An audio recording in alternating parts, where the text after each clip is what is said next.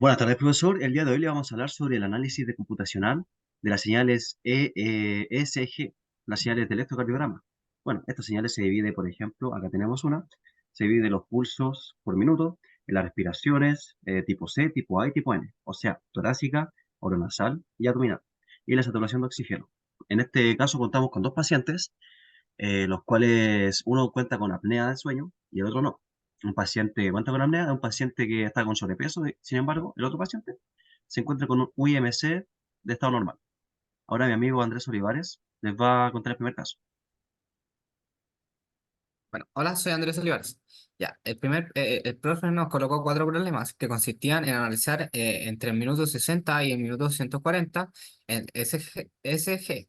Ya, aquí el primer problema nos decía que la frecuencia cardíaca promedio por minuto.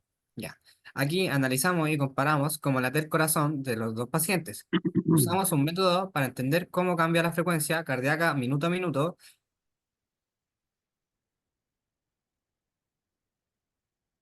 Y si miramos los dos gráficos, podemos ver las diferencias en la salud de ambos pacientes. En conclusión, el corazón del primer paciente que tiene apnea de sueño, late más despacio de lo normal.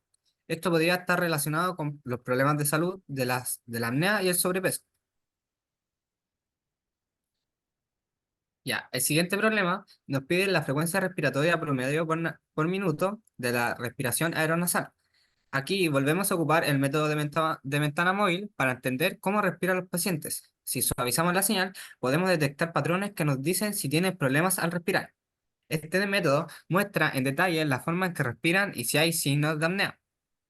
Aquí podemos observar y comparando cómo el primer paciente tiene un menor promedio a los rangos normales que son entre 12 a 20 y podemos ver cómo el segundo paciente se encuentra en un rango muy normal.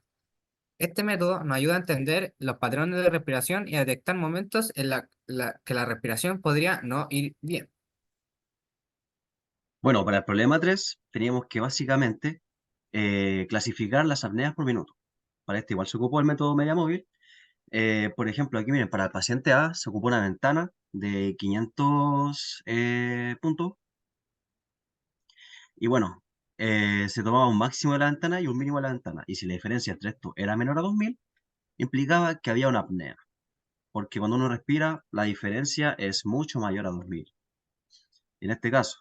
Y se creó una lista aparte para ir calificando la apnea. Porque como pueden ver acá, en la posición que detectó la apnea, se pone el valor de 4000, o sea, para tomar un valor alto y así poder compararlo bien con el gráfico de respiración normal. Como se puede ver acá, estos otros puntos significa que no hay apnea. Pero los puntos que sí están marcados acá arriba, o sea, diríamos los 4000, son las apneas que tuvo los pacientes. Por ejemplo, el paciente A tuvo cientos de apnea, sin embargo, el paciente C tuvo una apnea, lo cual es predecible ya que el paciente A se encuentra con un peor estado de salud que el paciente C. Problema 4. En este caso tuvimos que hacer una comparación de saturación de oxígeno versus frecuencia cardíaca. También se ocupó el método media móvil para tomar la frecuencia cardíaca acá del paciente A y del paciente C. Y todo esto era para ver si había relación entre la frecuencia cardíaca y el nivel de saturación de oxígeno. Y como se puede ver acá, sí lo hay. Hay una estrecha relación, ya que acá se puede ver que cuando aumenta el nivel de saturación, implica que el nivel de frecuencia cardíaca es bajo, para un paciente como este, por ejemplo. Pero sin embargo, el paciente acá al lado tiene una saturación normal de 95% más o menos, y se puede ver estable, se puede ver que los datos de frecuencia cardíaca también están estables, y incluso la curva se ve más estable que la otra.